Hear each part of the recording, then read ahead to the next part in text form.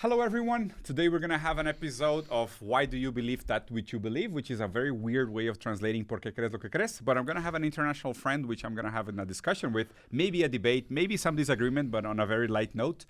Nas, how are you, my friend? Good. How are you, my friend? Very good, and you? Good. Thank you for having me. I saw your stories this weekend. You were like in Monterrey as a my lonely God. guy climbing mountains, doing some introspection. And I was like, should I invite the guy for lunch, or should I feel like is his way of saying this is perfect? I'm loving this. How was it? Tell me. It's my first week alone. You're like the third guy I talked to in the last Really? 5 days. So Yeah. it's kind of like a Vipassana retreat. Almost like it. I'm just like alone in Monterrey. I don't know anybody. That's cool. And I think I enjoyed it. Yeah. It was hard at the beginning. For how long have you been like out of this solitude experience? Well, the solitude experience was like 4 days, nothing. But before that, when did you have another one? Oh, like years. Nas means people in Arabic. My whole company is called Nas Company. I love being around people because I suck everybody's energy. That's how I get energy.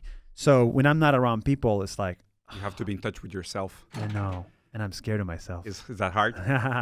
Yeah. It is hard. It is hard. So that's probably going to be the main topic of our conversation. Oh my today. God! All right, let's go. About NAS itself. I mean, I think is redundant, and I was like preparing for the talk with you, and I was like, what is the main topics that I should talk about? Yeah. And I think most of the stuff people already know. Like Yes. if they know, We don't have you- to go through that. Yeah, we don't have to go through that. I much rather do some like other interesting things, Yes. which I have If done. they don't know, they won't click on the video. Exactly. So I'm going to ask you about some fundamental concepts, because I have this theory that people have concepts that are ontologically fundamental to the way they operate their lives. Correct.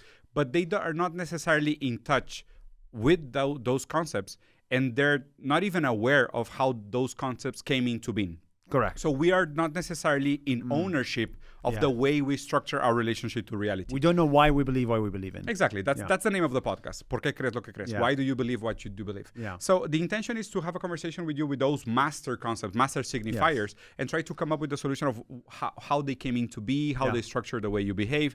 And I think one of the first ones, which is like a very broad concept, but is very important currently, is the concept of freedom. Mm-hmm. Like, how would you describe freedom, or what is the definition of freedom for you? Wow. What is the definition of freedom? Oh, Jesus. Okay, let's go. What is the definition of freedom? I mean, it's like there's different freedoms. There's financial freedom, there's geographic freedom, there's thought freedom, there is speech freedom, and they're not all equal. Because a lot of the times you sacrifice speech freedom, the freedom of saying whatever you want, in order to get financial freedom. Just shut up and take my money, right? These usually go hand in hand. Like when you have a brand deal, right? It's like, oh, as a creator, you cannot talk about politics because you will lose brand deals. I'm sure you know that feeling. Oh, yeah. Yeah. So it's like, okay, it depends which freedom you want at what time in your life. For like 3-4 years, I wanted financial freedom. So I was like, okay, I'll just shut up and I'll just get the financial freedom. But now I have financial freedom. Now I actually want thought freedom. And I think that's probably the best freedom. Right. So do you think you think freely? I think I am in the process of being able to say and think whatever I want. Right. So I like your division of Not saying... there yet. Yeah. You think like consciousness is a process of development. It's not necessarily something you're born with. Yes. Yeah, I read this like a few weeks ago, that this notion that the human species is always born premature. Like regardless of which week you are born in, you are always premature because you're always in this process of like you are the process of becoming aware. And I like this notion that the only true transcendental category of consciousness is intersubjectivity. So in the sense there is a relationship between your loneliness, the traveling, sucking the energy out of others, and developing your own consciousness and developing this notion of freedom. But coming to a more simplistic question, and this idea, do you think that you are able to think freely? Because in order to express thought freely, you have to be able to freely come up with these ideas. Or do you think your ideas come, like, are there things before you that condition the way you think? Yeah. Or like, very simplistic, free will, determinism? I don't believe in free will. You don't believe in free will? And I also don't believe in originality. Okay. I used to, but not anymore. I think we are either consciously or subconsciously sort of pushed towards certain directions without us knowing or controlling it or knowing about it. So, like a very simple example of that is like the Israel-Palestine conflict. Like, why the hell am I talking about it? Why the hell am I in the middle of it? Because I was born there. I was subconsciously like pushed towards that direction. But I'm not drawn to the Ukraine-Russia conflict. I don't. As you are to the Palestinian-Israel conflict. Yeah. But none of that is an active decision. I was just pushed towards, okay, this is what you must do in life. So free will is a nice idea. I don't know if it exists in reality. Interesting. I kind of agree. Yeah. I mean, I stand there as well. So exact follow-up after that. So if we are there, like there's this notion of free will is kind of too abstract, too vague, a stretch of reality. We are conditioned by material conditions that came before us, or by, this environment that you were born already always into it. So do you believe in destiny in some way? So I spent 1 full month studying Hinduism. Okay. And one of the biggest things I learned from Hinduism is this concept of dharma. Dharma.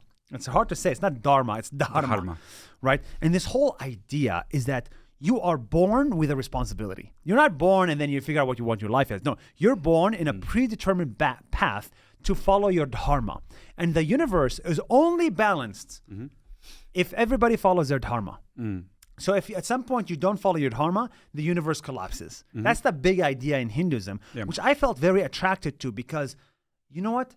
Yes, some of us are born to sing because they came with a nice voice. Others were born to lead. Others were born to teach. And I like this idea of assigning meaning to your life even before you're born, which destroys the idea of free will, but gives a sense of purpose. Yes.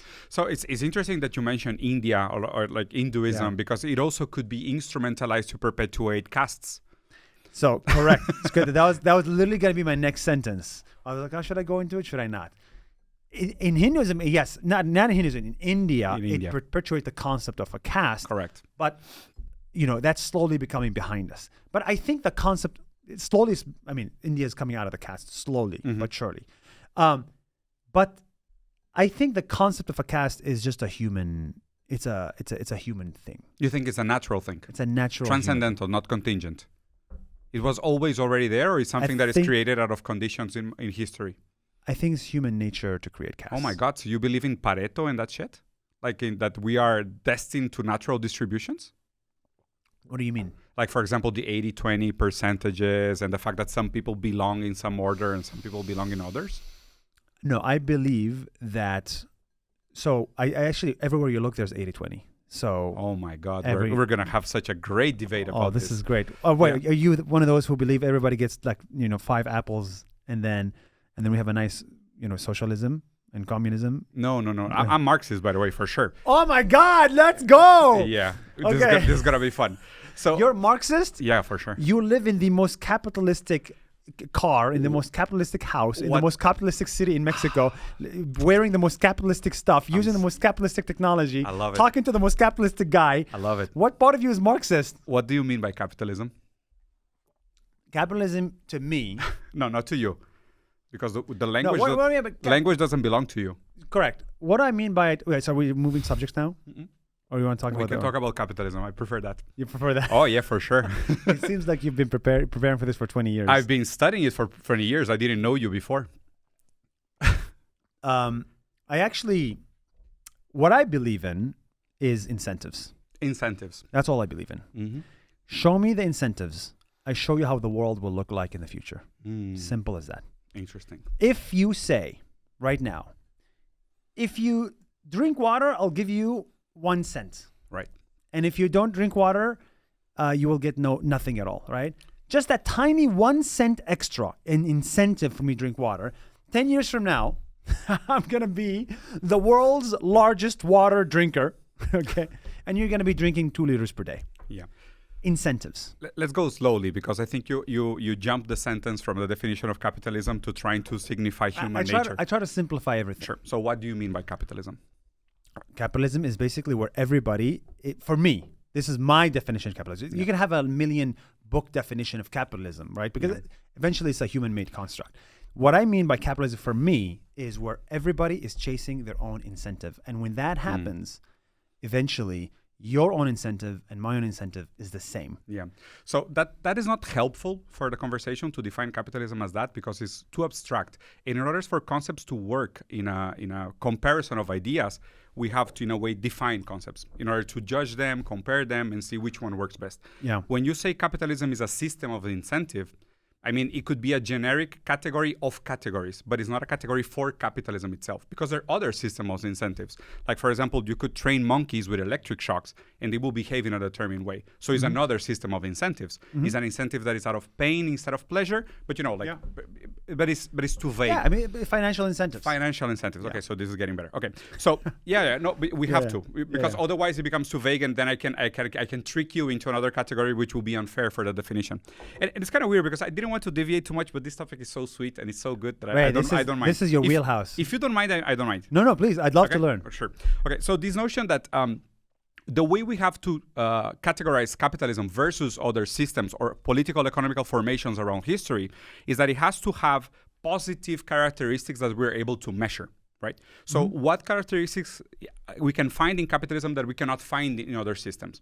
And the one characteristic about capitalism that is distinctive from every other mode of political economical formation across history is the private property of the means of production. That's the only one. Like, and I'm not even judging. I'm not saying right or wrong. I would love to get your take on Marxism, because I don't want you to misjudge me as well. I don't know enough about Marxism. You don't know? No. No idea? But when you I know. I've read enough, but this is not something I wake up every day thinking about. I understand. Yeah. But this notion is that, for example, a lot of people mistake Marx as he hated capitalism and stuff like that. Because we started this with you coming up at me saying, oh my God, how you're a Marxist. Everything is capitalism. It's like, dude, really? It's kind of weird to say everything is capitalism. How about this? Okay. Tell me your vision for the world. My vision for the world. In the simplest words possible, so that a 10-year-old can understand.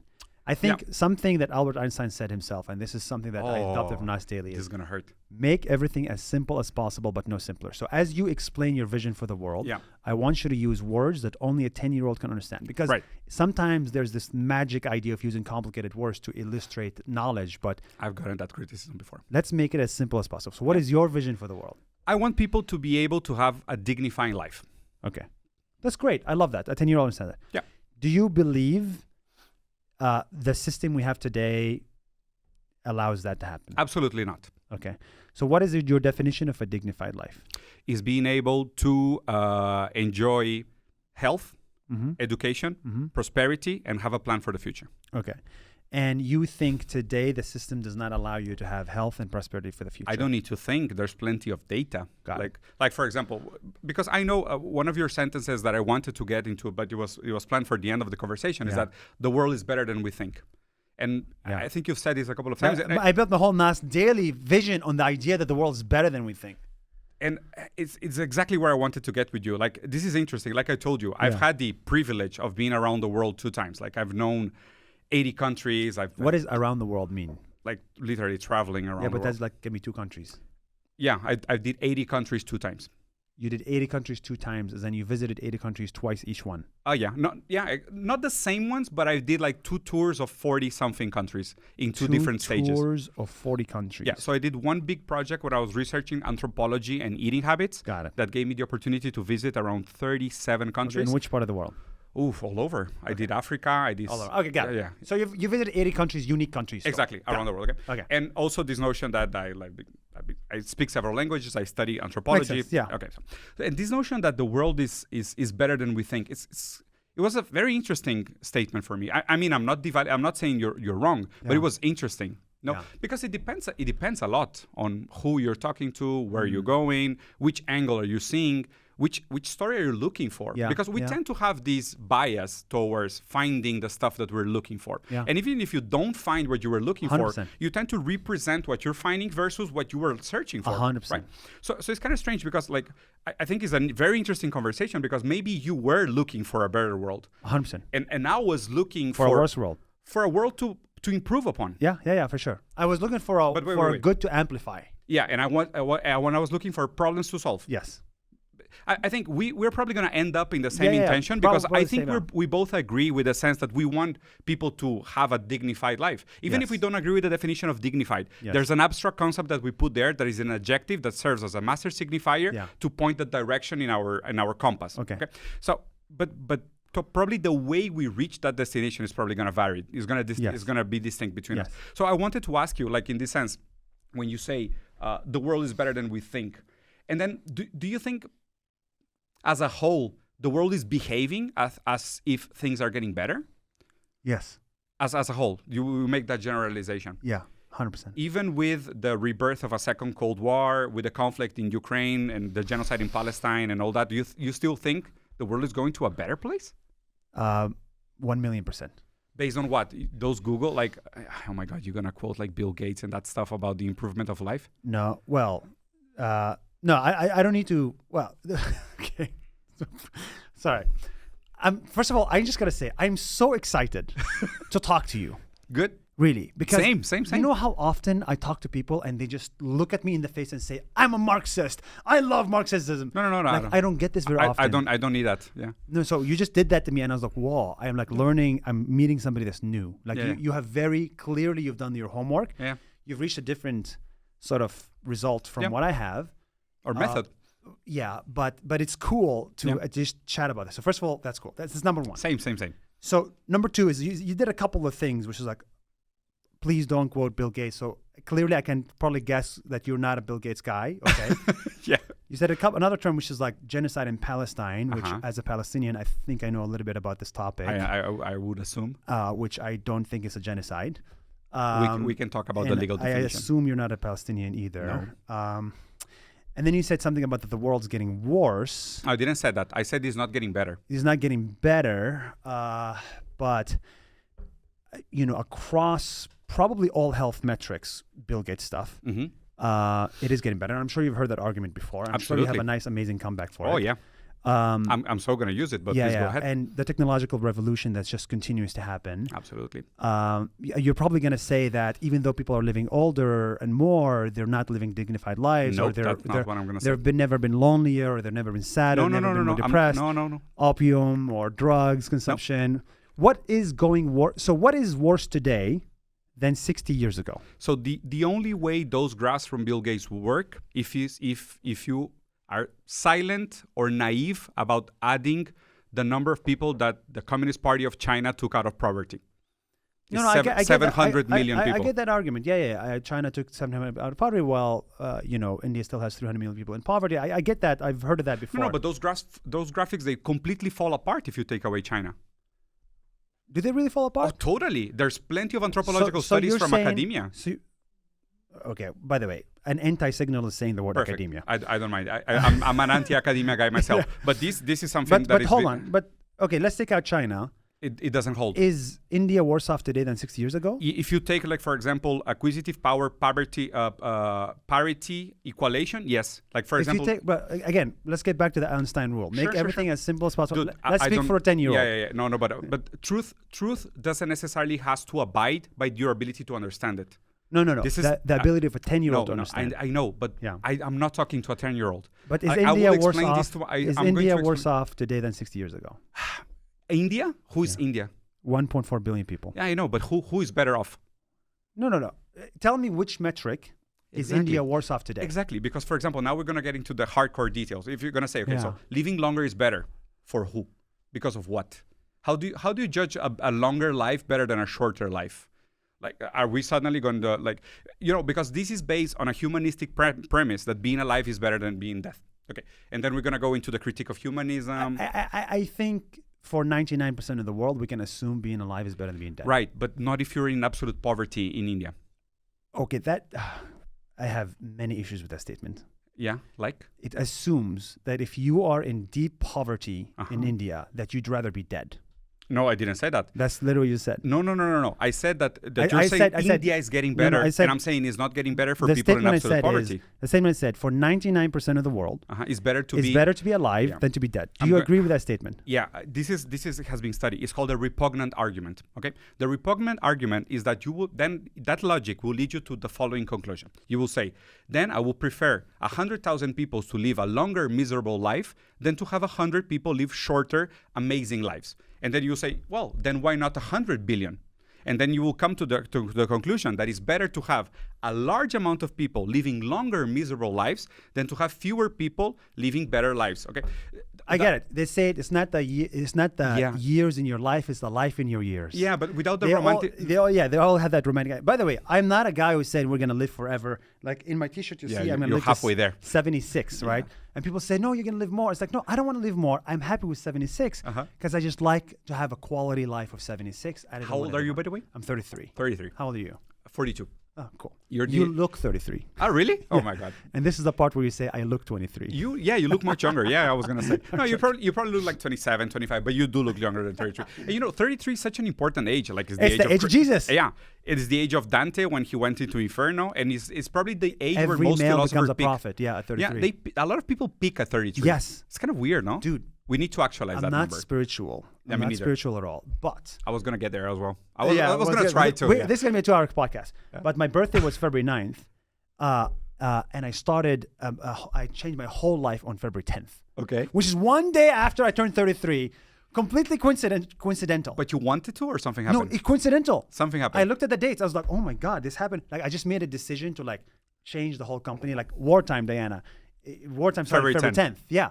And I didn't, but I do agree. And men don't understand this. And some men Yeah, should yeah. just make a And it's video about this. important. Jesus' age is so important. Yeah, for a lot of things. And it's not only Jesus' age. Like, that age is important for a lot of people. I mean, Yeah. I understand the metaphor, and I like it. Yeah. I do believe religion is important as a category of understanding human behavior, not as a thing in Yes. itself. Are you religious? Were you religious? I studied a lot of religions last year, but I've come to the conclusion that I am not religious. Okay. So you're an atheist, or like you're waiting No. to see? I don't. I'm trying to come up with this term called post-religion. Yeah. I think I'm post-organized. Look, I was born and raised that's Muslim, cool. nominally Muslim. I'm spiritual for sure. Do I believe in God? Most likely. Mm-hmm. But I don't think I'm by the book. Okay. That's good enough. How about you?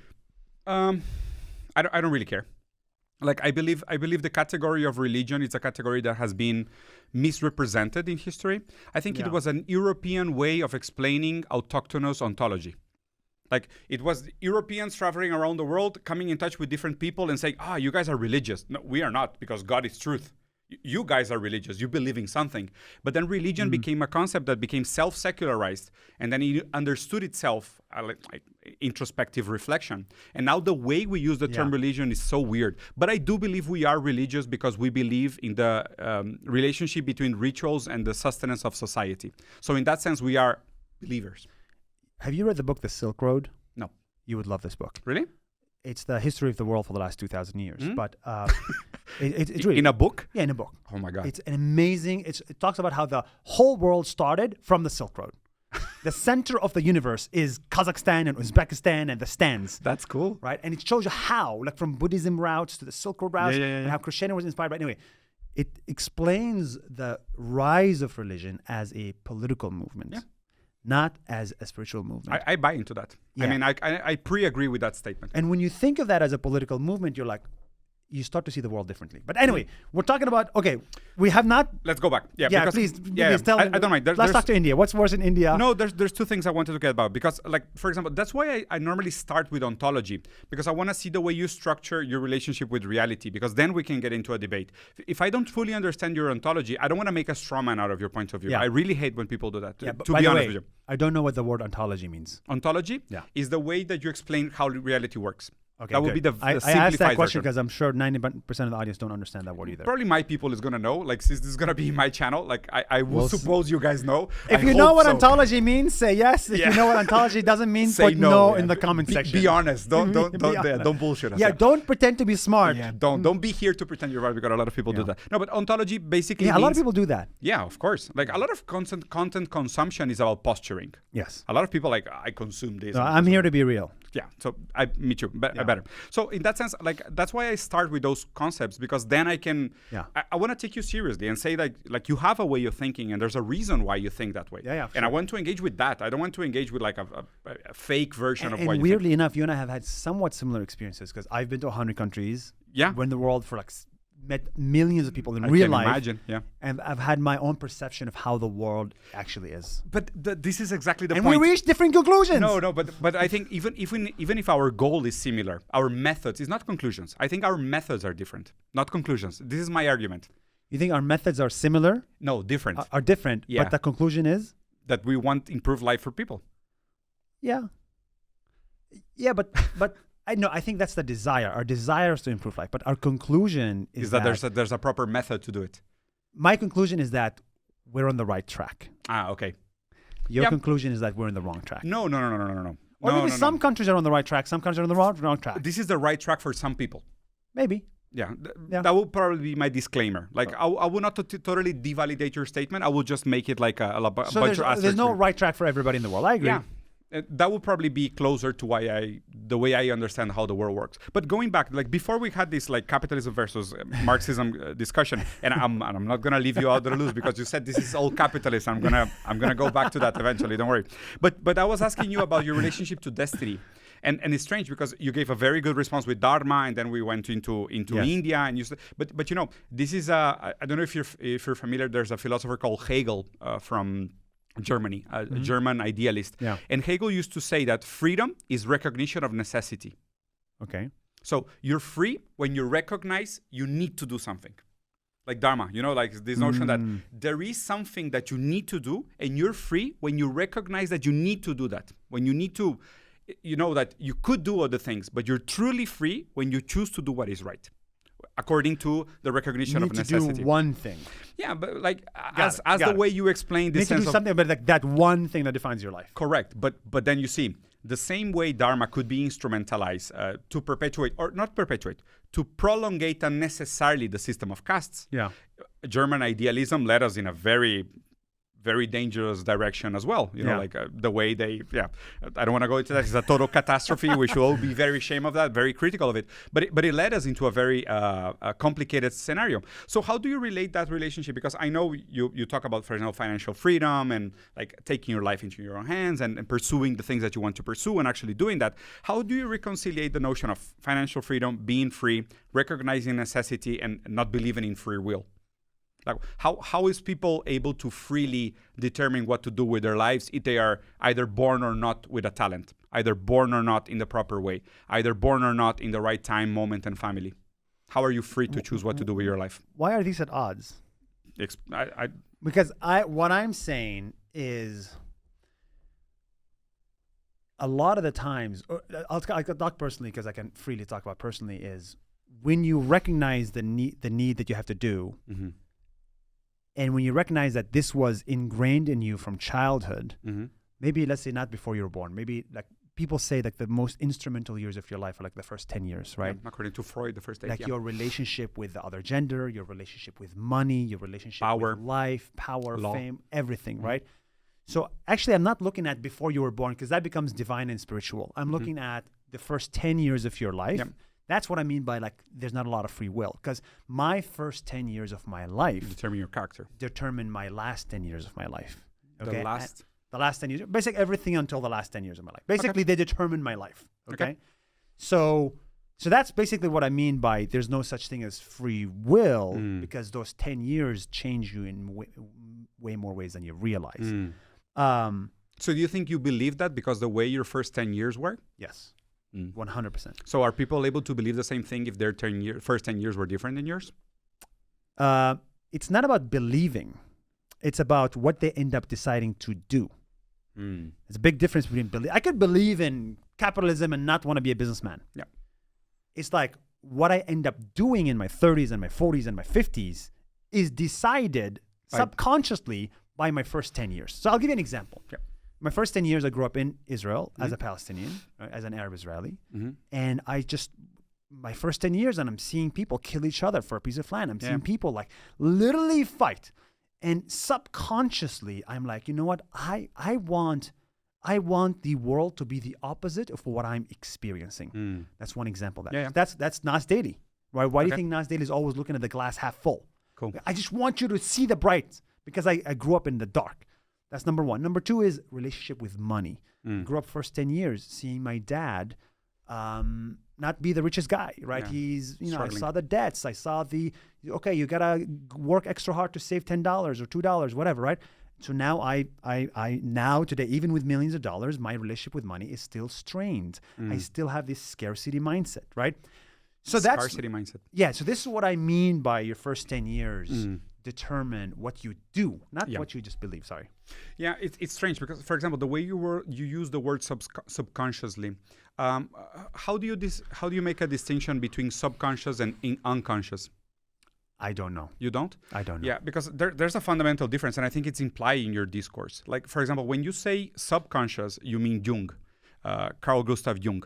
Jung described the notion of the unconscious as something that is unknown to us, but can be accessible. Yes. Via introspection, right? Sense. So he has this like very microwave type of motivational bullshit that is like until you make the subconscious conscious, you're not gonna know what is leading your life. Like is this notion very interesting. Self-criticism. But this opens the possibility that you can find out what the subconscious is.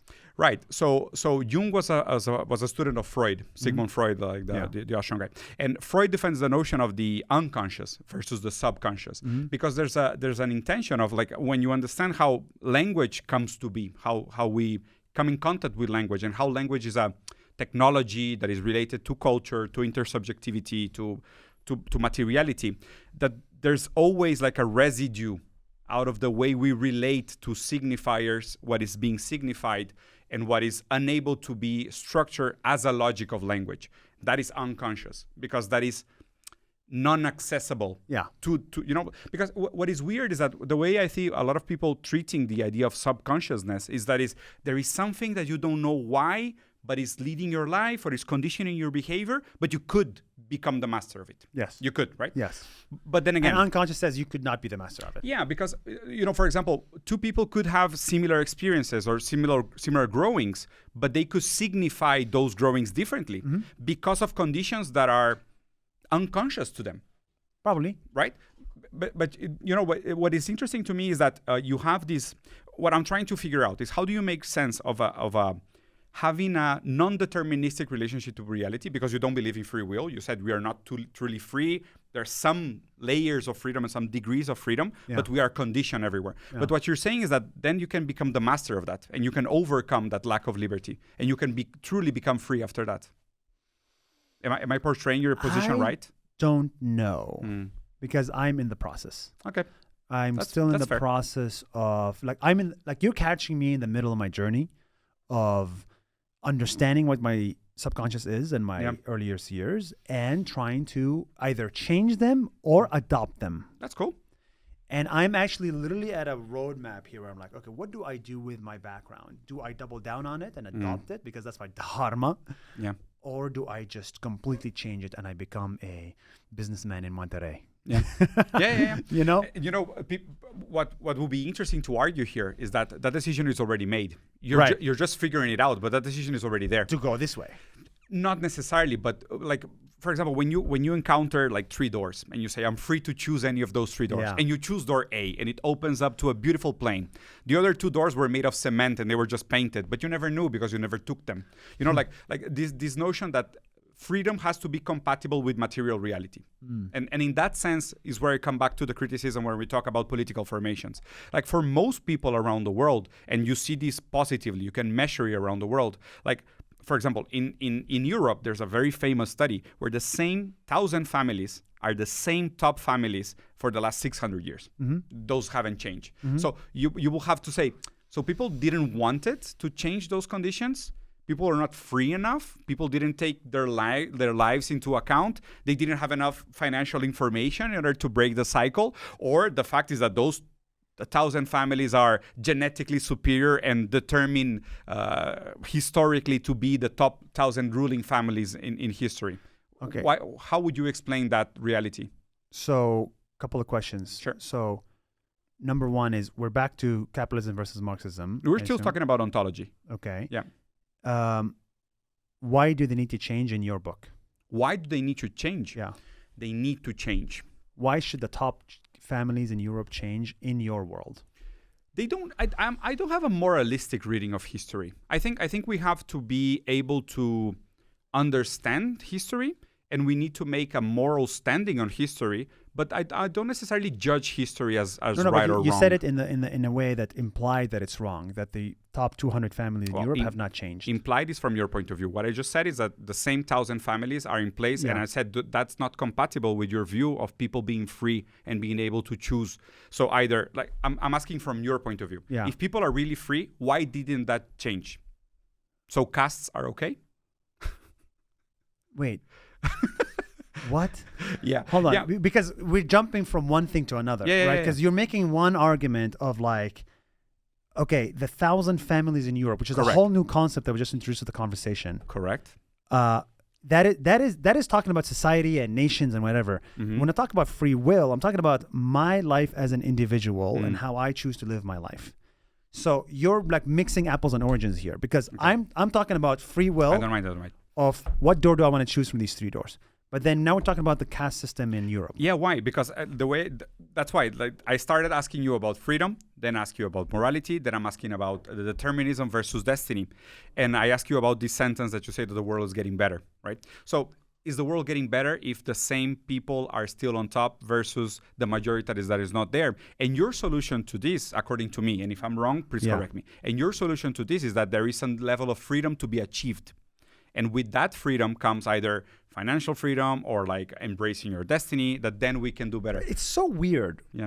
I find it extremely odd. Whenever I talk to like somebody that believes in your political opinions. I want to know what you mean by that. Yeah, like when a Marxist is this whole idea that the world's problems should be blamed at the people at the top. Oh, no, I don't say that at all. But that's the impression I get. But maybe we should make it clear here. Yeah, because, sure, go ahead. Because it's like, we're talking about, okay, I'm saying the world's improving, and then you're like, but the top families in Europe have not changed. But what does this have to do with each other? Right. Look, where's the connection here? Yeah, so finite resources for infinite needs. Okay, that's exactly interesting, because you said finite resources. Correct. What is finite? Where is finite? Yeah, what is finite in the world? Okay, so not necessarily. Okay, I'll go there. What is finite resources? Food, like for example. It's not finite. Yeah. It's not finite? Food is not finite. Okay, so it's not finite in the sense that we can keep producing more. No. We can literally produce unlimited amounts of food. Wait, but we're not distributing it properly then. Because there's still hunger. That is a different problem. But there's hunger. That I agree. I think the future is already here. It's not evenly distributed. I fully believe in that. Yeah, we're not to utopics. Let's not talk utopia. Let's talk positive. Let's talk about the world as it is. But you said finite hold on. This is what I don't get. And I want you to help sure. convert me and convert the viewer who's on my side. Okay? I don't mind, yeah. When we're talking about the world's getting better, and then the first thing we say is the people, the rich at the top, they're still rich, and there's finite resources. But those are not my two main criticisms. But those are the first two that came out. Dude, like the first thing I said, those graphics don't hold if you take away China. That was my thing about regarding. But then my retort to that was, look at India. Tell me what is worse about India today than 60 years ago. And I said we have to be fine-grained into the details of who is it better for and who is it worse for. I still haven't got an answer to that. What is worse about India today? I don't want to speak about I don't want to speak in the name of 1.4 billion people. But we already did with China. No, but there's a positive measure of 700 million people coming out of poverty. But positive measure implied there was a one-baby policy where people were throwing babies in the fucking rivers. Yeah, but they also like, have tell me, but like, what is the definition of good? Wait, they have a century before that when they were pretty much like the century of shame. Okay, but tell me about the one-baby policy then. Yeah, okay, it was a disaster. But they know. But here's the thing. I want consistency in this conversation. For sure, because if you say, I'm not in a position to speak about India, but I'm in a position to speak about China, and it's all good. No. Which I understand better. It's not that I don't want to speak in the name of India. It's that I don't know the details of India. That's why I wouldn't dare. Right, but you've implied... China I've been studying for the last 4 years, so I understand it pretty well. Makes sense, but you've implied that a lot of the growth today, the good growth today, has come only from China. No. But that's a positive, measurable fact. But it did not. What do you mean? Almost every country today is better off than it was 60 years ago. Unless you're talking about Iran. Iran was worse off. Yeah, those fine-grained details are so weird because the marginal gains on those countries were minimal compared to the way you show it in the graphs. Why is it minimal? Like, for example, why is life expectancy declining in the U.S.? But there was the COVID thing. That was why it happened. No. It came much before that, and the trend is still there. No, that's not there. Yeah, for sure. It's a The past 10-year trend thing. was going up, and then it went down. Should we bring it up? Please. Our best friends. Life expectancy in the U.S. Okay, no. You're saying. My friend is saying that the life expectancy in the United States has been declining over the last 10 years. Is he right or is he wrong? You know how AI works, right? Are we going to go there? Oh, you're not going to go there. I can ask a question for myself if you want to. I know how to manipulate it as well. Oh my God, I got logged out. How lucky for us. By the bell. You're going to have to watch episode 2. Oh my God, you're so lucky. No, but my friend, how... The data doesn't lie. I don't mind. We don't have the papers you said here. a statement. We have to look at the statement because we talked about ontology and everything. You said the you life keep getting expectancy... away from my simple questions with this. No, but the thing is, for the average person here, they see a lot of sentences, and I can make a decision to like gloss over it. Like genocide in Palestine. Oh, let's assume I didn't hear that. No. But wait, I heard a statement that said in the last 10 years, life expectancy in the United States has been declining. That is an incorrect statement. Perfect. I don't mind being standard corrected. No, but do you believe it is correct statement? No, but you blame it on COVID.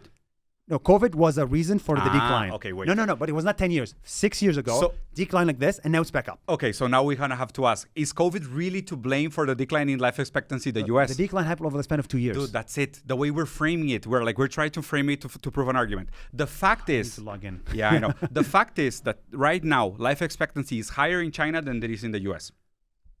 That's a fact. Okay. Hold on. I'm gonna ask. Wait, why are we talking about this? Because we're trying to prove which political model is better. So you're trying to prove which political model is better by comparing life expectancy. That's in that case, the Japanese, the Okinawa political model is the best in the world. The blue zones. Okinawa is the best model in the world. Should we become Okinawa? I didn't say just life expectancy. We were talking about life expectancy. Well, you just made a statement saying America is worse than China because people live longer in China. That was one point. And therefore, we should all become Marxists. I can list others. Okay. Let's bird's eye view. Yeah. Bird's eye view. Bird's eye view, right. What are we talking about? Great. Let's go back to destiny because I really want to talk. I really want to finish mapping out your ontology, even if at the moment it doesn't make any sense. So I established your notion with freedom. I've mapped out your notion about determinism, if the world is predetermined or not. I asked you about religion. So now I wanted to ask you about relationship between mind and spirit, mind, body, and spirit. Like, do you still make this distinction between you having a mind, a body, and a spirit, or how do you fare yourself being maybe an atheist? Okay, I mean, I'd love to talk about that, but I'm not over the concept that India is worse off today than 60 years ago. Dude, you asked me to go back. I took it back. Okay, so we're not talking about Marxism versus capitalism. We can talk, but we don't have to cherry pick examples. Do you want to talk like conceptually about the difference between Marxism and capitalism? Because I asked you at the beginning to define capitalism, and you were not able to give me a definition. I gave you a definition. No, you gave me financial incentives. Dude, that's not capitalism. Okay, who will stand behind that to say capitalism is financial incentives? That's insane. We're not monkeys. So should we agree that the debate we had on just like the kind of government, we just like shelf it because there's no clear conclusion there? Now we're talking about mind, body, and spirit. I would prefer. Okay, so we'll shelf. Goodbye India, goodbye China. Yeah, that would be great. But probably like we improvise too much. We need to do a whole chapter on this because that would be much better. So new chapter, mind, body, spirit. Go ahead. I don't mind. Mind, body, spirit. You know, have you studied Buddhism? Very briefly. But please go ahead. So I studied Buddhism for a month, Hinduism for a month, Christianity, Judaism, Islam, atheism. For a month each. 1 month each. That's and cool. I went to the holiest place. That's cool. And I talked to the holiest person. Let's say, not the holiest person, the wisest people in the religion. And I just spent a month reading about it. And it was very interesting to see that in Hinduism, like they believe in this whole concept of a spirit, which is we're all part of one spirit. We're all on one ocean, and everybody takes one drop out of it. So you're connected. You and I are the same person, essentially. You're made from the same material that I am, and therefore, mind, body, spirit, there is a spirit, which is, the mind and the body is essentially, it's like vessels, right? It holds... The body is the vessel for the spirit. It's a vessel. It's a vessel for the spirit. Yeah, that's very Hegelian as well. Yeah, the spirit is what matters, and my vessel could change. Yeah. You just want to, make your vessel good, but next life you can be in a different vessel. Or it could be you next life, right? And so I think you see a lot of Eastern religions do that, but what I loved about Buddhism is that it doesn't care. It doesn't try to answer that. There's like coming up with an answer to that. Like, I'm not going to come here and be like, oh, I know exactly. There's a mind, there's a body, and there's a spirit, and this is what the spirit does, and this is what the mind does. This is one ends and the other one begins. Nobody fucking knows the answer. Okay. What I love about Buddhism is that it doesn't try to answer this. It doesn't even try because it knows you're destined to fail. What Buddhism does is says, I don't give a shit. How do I become happy today? And I kind of like that. How do I become happy today? How do I reduce my suffering? Today, I have no control over the past. I have no control over the future. I just want to reduce my suffering today. Yeah. And so my answer to your mind, body, spirit is, who knows? Cool. And it doesn't really make a difference for you. It doesn't make a difference. That's cool. It sounds similar to the modern reading of Stoicism. I'm pretty sure you know about Stoicism. Yeah. So it's kind of weird. Like the Stoics, they place themselves in the middle of the wheel of Fortuna, and there's like shit happening all over, and you have to make what you can out of that situation. That I love. Stoicism? Not Stoicism per se, because I've never met a Stoic person I kind of wanted to become. Yeah, me neither. Yeah. They're boring. They're not good marketing. Yeah. And, monks in Buddhism are like good marketing. It's like, oh, I want to have a shaved head. I want to look cool and fit and eat once a day. Yeah. They're static. Yeah. But the concept of Stoicism, I think if we can add some capitalism to it and make it. Oh my God, you're a true believer. Yeah. A lot of people portray capitalism as a religion. Yeah. It would be a nice religion. It actually works. Yeah, it's a great religion. Yeah. But what I'm trying to say is I really do believe a lot of our conversations and a lot of religions should really focus on creating, reducing suffering. I'm not saying happiness. Yeah. Reducing suffering today. I like that. And every single person, that lady there that is taking care of the camera, you are suffering. You are going through something in your life. You're suffering. We're all suffering. And no one fucking talks about it. So I think that is the primary cause and question we should ask ourselves today. Yeah, how to reduce suffering of others. Yeah, I love that. Reduce suffering of ourselves and others. Yeah, it's interesting because according to me, it's always interconnected. There's no way to reduce your own suffering without being aware of the suffering of others. That's interesting. I will get to you in this. The next question is, what is your notion of empathy, or what is the meaning of empathy? Is it useful? Empathy is another word for selfishness. Empathy is another word for selfishness. And I wanted to do this as like a clickbaity one sentence. Very. I love clickbaity stuff. No, we're content creators, bro. Yeah. Come on. We're products of the machine. I love the machine. I love to be part of the machine. I can tell. That's why you love your destiny. I saw an example of empathy. This is like a can of worms, but let's open it. Who gives a shit? I noticed that people feel empathy only to people of their own. Of their own. It is so hard to feel empathy for people you cannot relate with and people that are your own. It is borderline impossible. It is possible, but it's so hard. Broad statement, my friend. Very broad. It's so hard. And I see it every day in the Israel-Palestine conflict. Okay? Every time a Palestinian civilian dies, lots of empathy from Muslims worldwide. When a Jewish Israeli dies, zero empathy. When a Palestinian civilian dies, no empathy from Jewish Israelis, okay, or very little.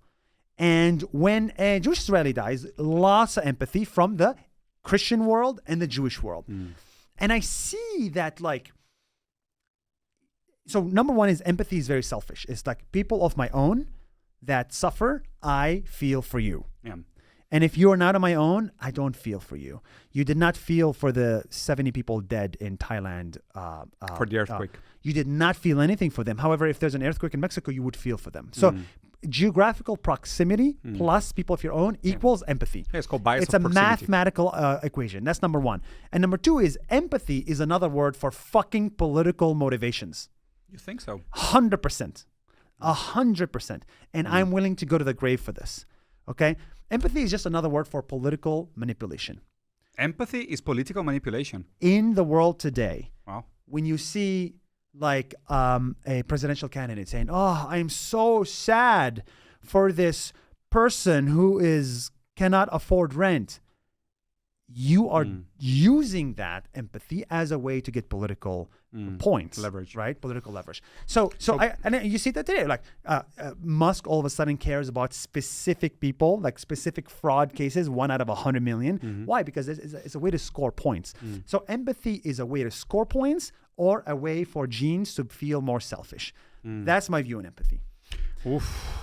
Good luck, man.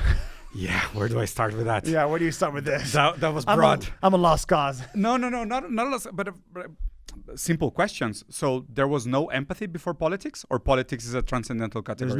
There's no, when humanity was created, politics was created. So politics started the foundation of civilization, in my opinion. Okay, so there is no world where there's humans and no politics. Okay, so we're always political. Have you found that word? No.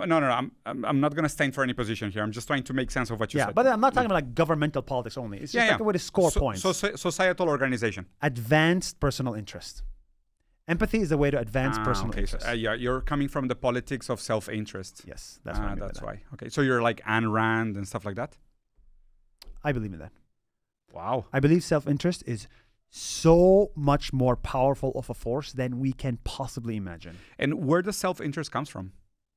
I think our genes. You think it's biologically determined? I think it's biologically determined. And if somebody doesn't have their self-interest in best, what should we do with them? How would we give me an like example? Neurodivergence or like different psychological structures? Like maybe let's say suicidal thoughts, maybe. Yeah, or like non-preservational instincts, like for example autism or stuff like that.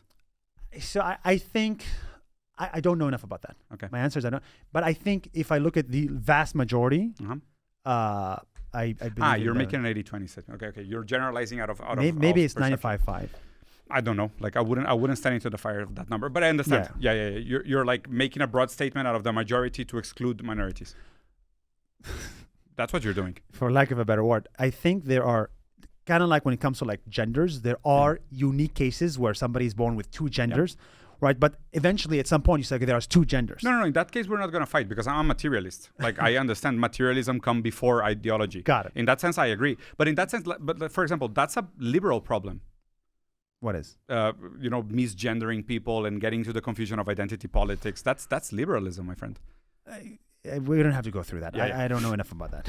Okay, cool. No, but the first topic, both of us are not interested in talking about. Yeah. I don't really care. Those people are confused because of nothing. But going back, I do believe that there are so many causes, or there are so many signals that tell you that we are just destined to preserve our biology or be like selfish biologically. Yeah. And if I'm selfish biologically and it makes the world better, then it's even better. Yeah, but for example, that statement has been debated a lot lately. Are you familiar with these studies regarding microbiome and the second brain and what is going on in our gut? This one, no. Okay, so there's a lot of studies recently about the way you eat, you produce bacteria in your gut, and then your gut bacteria produces neurotransmitters that enable you. Impact of food on your life. Yeah, the impact of food in your life, but I don't want to not elaborate on it because I think the implications are slightly more complicated than we understand. And this is kind of new shit. It's been going around for the last 2 decades probably. But it's this notion that we are more materially determined than we used to believe. Like, for example, a lot of neuropsychiatrists or neuropediatrists, like people that study neurology, they're coming up to the conclusions that, for example, the decisions in your mind, they are taken before rationality. Okay. So you already know what you're going to do before you did it, right? Mm-hmm. And in that sense, it's because of the way your gut is able to produce neurotransmitters, and then those neurotransmitters enable you to feel different things. So in a way, if interesting, oversimplifying, okay? Got it. If you don't eat properly, you cannot be happy. Yeah, I've heard that same. I actually believe in that. Yeah. Okay. So in that sense, like because this is what is like because I'm trying to figure out how you make those statements compatible. Like what is hard for me is people to say that, okay, distribution is not a problem, inequality is not a problem, we're going better, we're doing better. Like the way the conditions of our current society are not wrong, even though we know for a fact they impact an ability of a person to choose right versus wrong, or to make a proper choice with their lives versus not making a proper choice with their lives. We know that for a fact now. But we are like trying to build stories upon it to justify it and naturalize it. And I want to denaturalize those statements. I want to believe that in a way we are progressing in science, in knowledge, and we're learning new things. And we have to take those new things into account and rethink about the way we used to explain reality. Because reality is still happening, but the tools we have to explain reality are new. So our responsibility, especially as communicators, is to actualize with new tools the way we explain how material reality works. How is this connected to the ruling class of Europe? Exactly. You see, like for example, because people will say the genetic argument, like you said, no, we are genetically determined.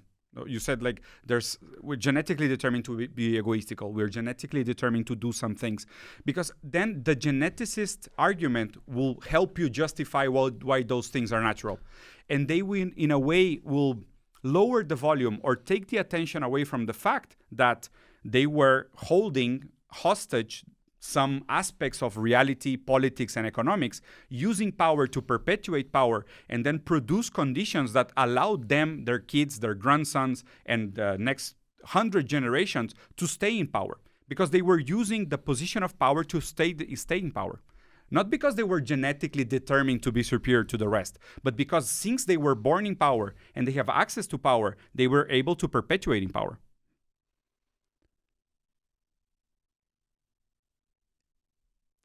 This feels like apples and oranges. Why? I'm just sharing my thoughts. You don't think they're connected? With no filters here. Yeah, I'm really being honest here, right? That's fine.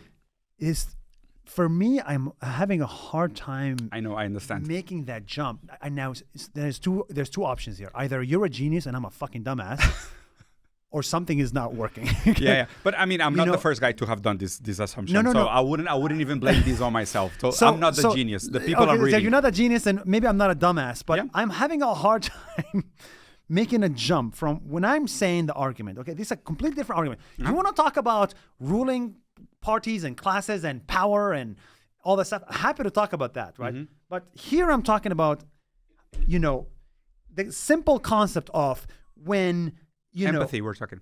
Empathy is about like just people that you relate to, and the whole idea that like you want to advance your biological interest, and that's why people have kids, and that's why having kids produces this insane, unlocks a level of love you've never seen before. Yeah. And when you no longer can have kids, you go through a menopause, and then people like start to age faster when you stop being able to produce more. Essentially, the whole concept of we are like, genetically speaking, I do believe in the selfish gene. Okay. And that's that. But that is on an individual level. Yeah. Okay. So I believe in the selfish gene when it comes to individual. Now, you want to talk about political ruling parties? Yeah. But this is why I do these interviews. Exactly. Help me go from the selfish gene to the European political ideologies. Yeah. Please make that connection in a way that for sure a 10-year-old understands. But this is why that's why I think the word ontology is so important. I will try not to use it anymore. Yeah. But it's the way you explain how reality works. Like it's, for example, you have these concepts in your mind. They are there. You believe them to be truth. Yes. And that's how you explain how reality works. And like, for example, it's strange because the main purpose of rationality is to naturalize the contingent, is to make what is happening right now a rule, a law, something that is already there. Like we but it's strange because we have to, that's why I said our commitment is to actualize our knowledge with new shit so we don't naturalize wrong things. Because if we naturalize wrong things, we may justify injustice, we may justify pain, and we may extend, let's say, harm for longer than necessary. And if we actualize, then we can say, is this right or is this wrong? It doesn't have to be right up front. We don't have to be a priori moral to say, I believe in a model and we have to apply this moral, otherwise we're wasting time. No, we just have to say, new stuff is coming up. I'm learning new data. I'm discovering new concepts. Now I have to reframe what I understood about the world and rethink about it because maybe I didn't saw the whole picture. And that's why I believe on like going through these questions is always so revealing, like having these conversations, because you will see people like they believe in free will, but they also believe in destiny. It's like, okay, those are not compatible. But then how? Because some people will find a way to make those two work. So, maybe it makes sense because the way he defines free will and the way he defines concept, destiny, it's materially compatible. But now what we're trying to make compatible is this sense that for you... Just to be clear, the argument I'm making is I didn't say I believe in free will. And I said I believe in... Correct. I was destiny. not talking about you. I was talking about another guy that I had very famous that was not compatible. Okay, so just I want to make sure that what I'm saying is compatible. You said no free will, no destiny. No, I did say dharma. Dharma, but not necessarily in the sense of destiny to me. You take it exactly as destiny. Dharma is you're meant to do something, so you do it. Perfect. So we are determined. Yes. There's no freedom. Look, there's some freedom when it comes to like... You make the decision between geography, financial... Yeah. I'm not saying it's not like 100 or 0. You will be what is called a compatible determinist. So you, like some things are free, some things are determined. Yes. Yep. But I'd love to know from everything I said, is there anything incompatible in your so view? far? No, this notion so far it's compatible? No, so far it's compatible. Oh my God. No, you are. That is great to know. I mean, I'm not saying you're right. No, of course. We don't have to be right. Yeah. As long as I'm consistent. You are consistent. Thank God. I was worried for a second. Really? No, the other way. I think it's weird for people to be... Well, when you meet people that are completely compatible, they're either robots, AI, or really dumb, or they're not those ideas. You don't own those ideas. Like you're repeating something. Because we tend to be very incongruent. I'll take the first one. Yeah, we tend to be very incongruent. Because we're learning. I'm excited to understand a little bit something. Okay, now we understand. You understand what I'm saying. You understand my ontology. Yeah. I know a little bit. Not enough, but I know a little bit. Ontology. It's a you cool understand word, that. That's cool. I'm going to use it all the time. Do it. I'll give you some few more.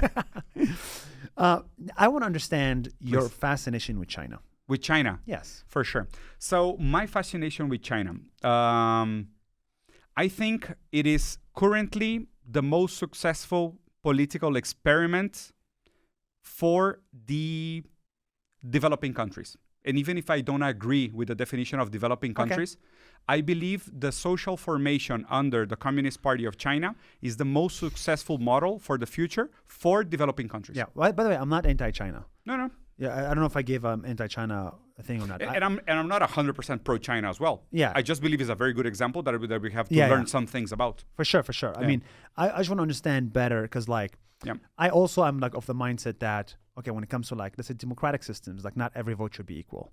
Okay. Yeah. Now you like me more maybe.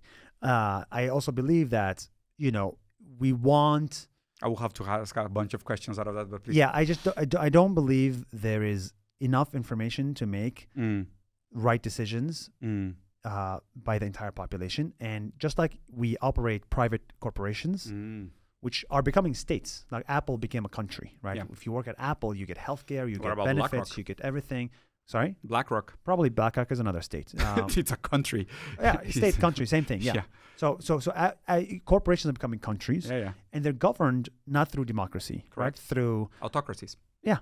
Or maybe I would even say like China. Like maybe there's like a bit of a ruling class, VPs and board members, and let's say like limited democracy. You call China limited democracy? I would call China limited democracy, yeah. That's interesting. Yeah, which is, I've never said this before, but I would actually view it as a limited democracy because, people think, the general view is that China is like one guy wakes up and says, I want this person dead, and they're dead. That's dumb. Maybe that's North Korea. But I do believe that the most autocratically seeming countries in the world are very, very, very limited democracies. Which is like, I think China maybe 0.001% democracy. You know how many people there are in the Chinese Communist Party? I think millions, right? 100 million. 100 million, yeah, like a lot. Yeah, because the issue with China is that you have to make compatible two systems. There is a system internally to the Communist Party, and there's another system that is the Popular Republic of China. Yeah. So in a way, there are two coexisting Verne-like democracies. And one is a democracy, right? Yeah, but the issue is that they are non-liberal democracies. Yes. And this is what people struggle so much with it. Because from the hegemonic world, when you speak about democracies, you think about liberalism. Even if you don't know. but you are conditioned to believe that liberalism is human nature for your whole life. Yes. And then when you contrast anything with it, it seems like, oh my God, this is a sin. Yeah. But I like you have a very like shades of gray reading on it. I'm not here to say China bad, America good. Good. So I'm just so okay. So I mean, this conversation is going to be much more viral according to me, Nas. Like, you think so? Why? If we go into Marxism versus capitalism, it's going to be so good for clipping. If you like clickbait, this is going to be heaven. Yeah, but what you're going to do is you're going to freaking clip me when I sound dumb and you sound smart. You team can clip. No, I'm not going to put this on the internet. You're not going to help put this on the internet? Not the Marxism capitalism one. Good to know. Yes, so if it's about Nas.io. so capitalist of you. Yeah, my self-interest is to promote my interest only, not yours. But it is interesting. So is this maybe you alluded to this many times where like you don't like the fact that there's like a rich ruling class. I didn't. You mischaracterized. But you alluded to this. Do you like the fact that there's a rich ruling class? I'm not an equalitarian. Marx was not an equalitarian. This is a major mistake people see because they see too many memes. You can answer me with a yes or no. No. I don't have a problem. You don't have a problem with No. You have a problem with billionaires? No. Okay, so you like billionaires. Yeah, there's plenty of billionaires in China, and I love China. Okay. So what is your problem with the ruling class of Europe? Because they're there, because they're withholding the means of production. We gave them structural means of staying in power. They don't deserve power. Now, do you think China has means of production accessible to everybody? No, but they are in the process of changing the property of means of production from a full private property means of production to a hybrid, like state and capital and trim. It's kind of weird because I know all these sentences in Spanish. I'm trying to translate in real time. It's kind of hard. But they have this hybrid way of changing the property of means of production. So means of production means factories? No. What does it mean? Owning what is necessary to transform nature into goods. Why is that the most important thing? I will have to explain whole Marx to you, but I can make it. No, I can make it in a simple way. These are all ideas created before the internet, before the concept of AI. Why? This whole idea of like nature and goods, like there's a whole new universe being created here, a universe that is entirely virtual, where you literally do not need. According to you, that's not material. I make a distinction. What is material? Something you can touch. What is immaterial or what is virtual? And what about the internet? And so why are we in Congo like taking away Silca and all those variable resources? To be able to build the virtual world. Correct. Of course. So they are material. Yes, but I think that's a temporary blip. Without the material, they will exist? I think eventually it will, yes. Really? I think there will be there will be an explosion. Okay. And abundance. I have such high belief in the abundance idea of there's going to be an abundance of energy. We're going to have so much energy. Yeah. In that sense, I agree. Yeah, but once you have an abundance of energy, we're going to figure out the energy thing, right? So, for example, oil was probably the big. Let's talk. Congo is actually a small war. The world's biggest wars were fought over oil. Yeah, for sure. Why the hell does the UK care about Iran? Why opium, the hell do opium and then oil? Okay, so in the last probably 80 years industrial revolution, we could probably say oil is the number one reason for war. True. Okay, because it's a finite resource. Now that is going to transform into nuclear fission, nuclear energy. So now we no longer have oil as a resource to fight over. True. Less wars. Okay. Then you say, okay, the next thing is lithium. Okay. Where do we get lithium from? Congo, from Indonesia, from whatever? From South America. From South America. Great. That is a contention point now. My belief is that in the future, we're going to figure out non-lithium batteries, and it's going to be great. For sure. But for example, this is the same. So all your problems are temporary problems. I know where you're going with this. Yes. You're saying that technology will lead us to a natural overcoming of inequality. Because inequality is a temporal problem that is the process in between feudalism. No, I'm not talking about inequality. I'm talking about what is the exploitation of natural resources, and you talk about the war. I'm talking about specifically the war thing. The inequality thing, I actually don't have a big problem with inequality. Really? No. It doesn't matter what the difference in dollars between me and you. It doesn't matter. If you're a billionaire and I have $1,000 in my bank account, it doesn't make a difference, okay? It doesn't make a difference. Oh my God. The only thing that matters in my book, and I believe in this very deeply, is the bottom 10%. You gotta get rid of absolute poverty. You gotta get rid of, you make the bottom 10%, you gotta lift them up. People, I think, like you, believe in closing the gap. No. Don't make me an equalitarian. Yeah, no. Okay, so wait, but right, I just said it doesn't matter the difference between the money between me and you, and you said you were like, oh my God. No. That means you're saying it matters. No, before that, I said, oh my God, to the fact that you said that it's not a problem that people have $1,000 in their bank accounts. But for example, you're not talking about any any health contingency or any accident or any problem. All I think about, Yeah. all I care about, and every politician should care about, in my opinion, is how do I make the life of the bottom 10, 20% better? Yeah. That's it. Immediately or in the long run? Because immediately there's plenty of solutions, but you don't want them. No, because your immediate solution is a shortcut, terrible solution. Yeah, but nobody wants that. Which is what? Take from the top or the bottom? No, redistribution, but nobody wants that. Do you want that? No, of course not. Again, What do you want? Don't frame me for that. Like I'm really. I know. I'm like trying to suss you out. Yeah, no, but I'm not gonna take I'm trying to it. understand your ontology. Yeah, that's cool. Thank you for that. That's very nice. You're of welcome, you. guys. That was very gentle. But what I meant is that, for example, my notion, and it's not even my notion. When you read Marx had this very famous sentence. No, tell me about you, bro. Yeah, dude. How do you fix the bottom 20%? You. But then again, this is why these interviews are about ontology, because I know my ideas are not mine. Okay, fine. Let's say there's other, but what do you believe in? What do I believe in? I believe we have to make conditions for people to be able to exert their freedom upon the world. But we have to make material conditions in order for people to be able to exert their freedom upon the world.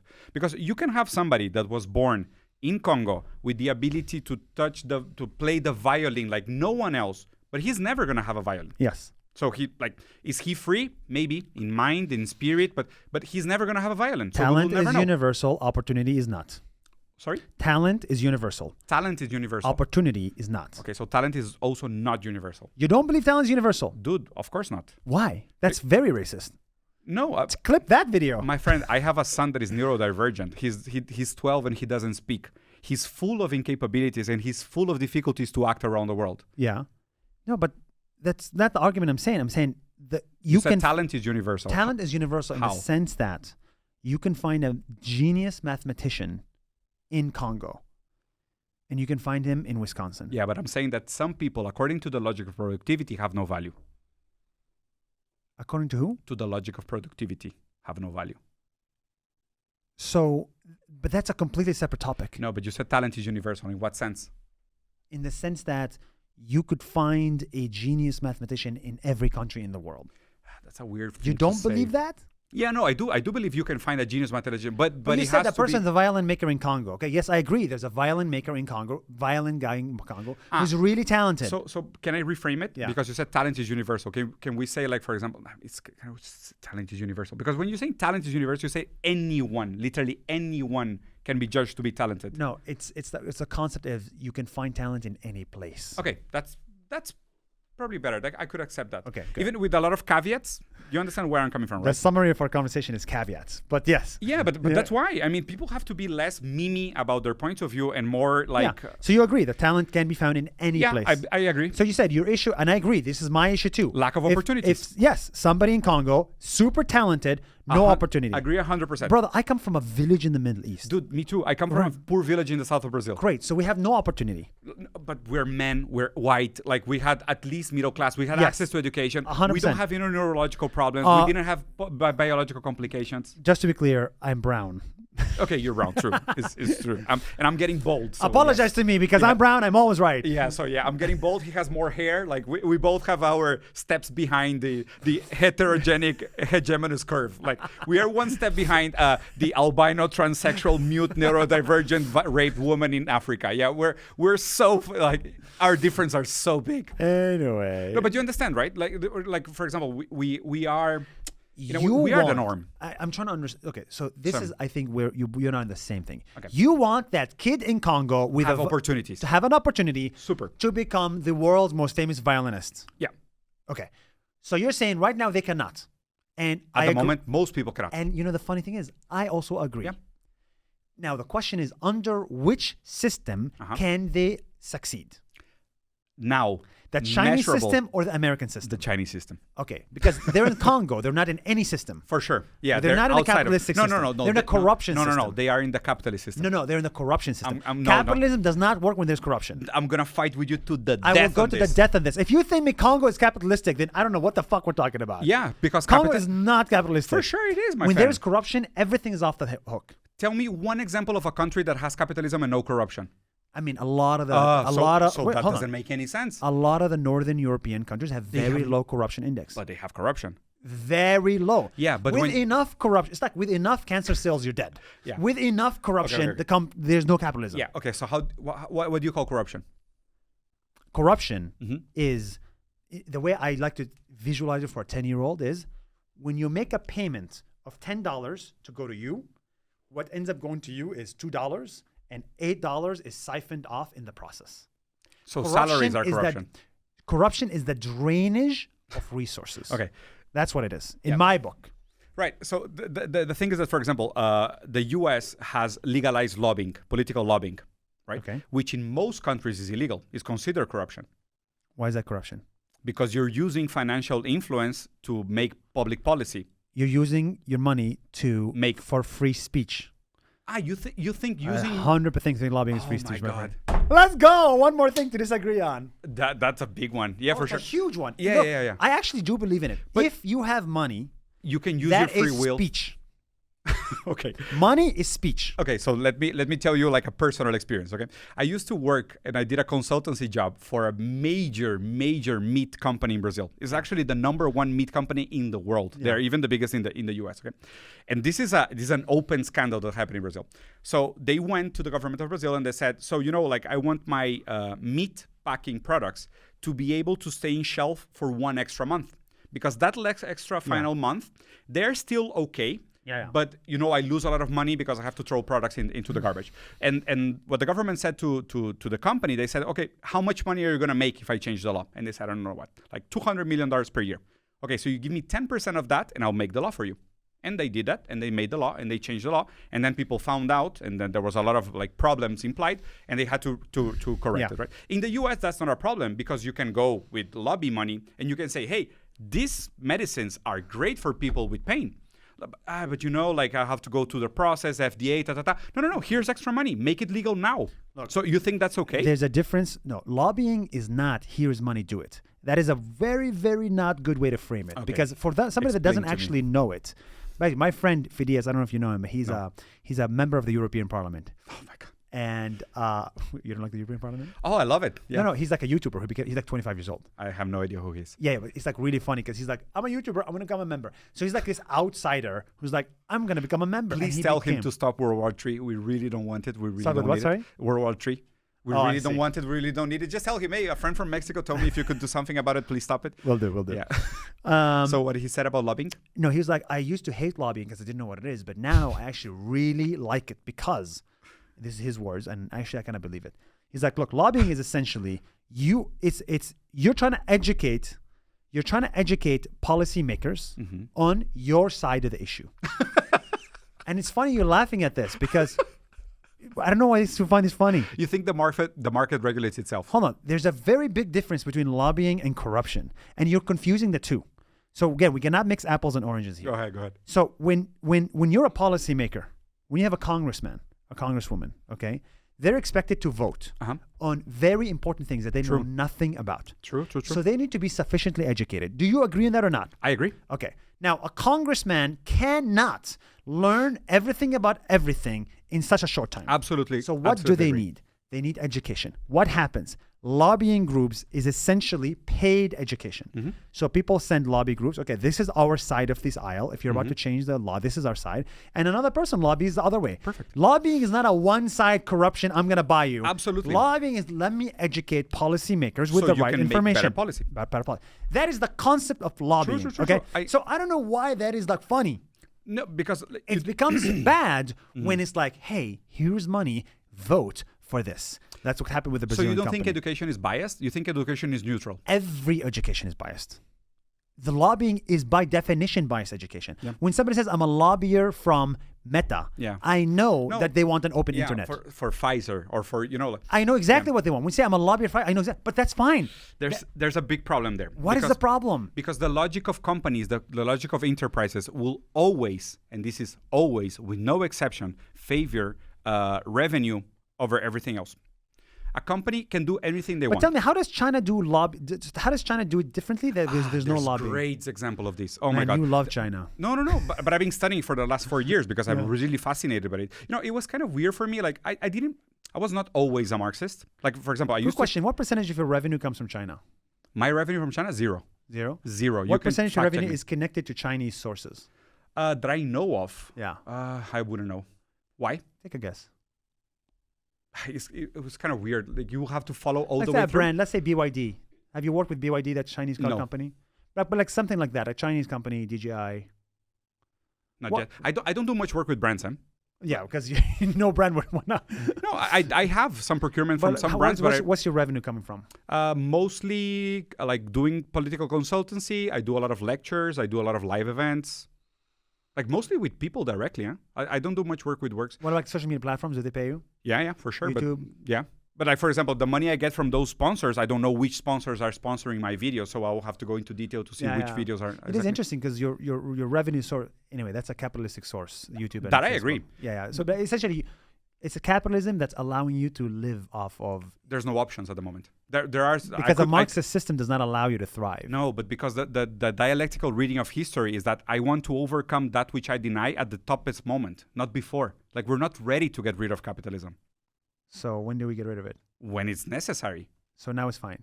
For now, it's fine. Okay, so we agree. Dude, but that's the issue. Most people talk with Marxists because of memes they saw on the internet. Like, this is real Marxism. No, I'm not talking to you because of memes on the internet. I just want to understand how can we govern the world better? Yeah. For example, this is where we would disagree. I don't think we are in control.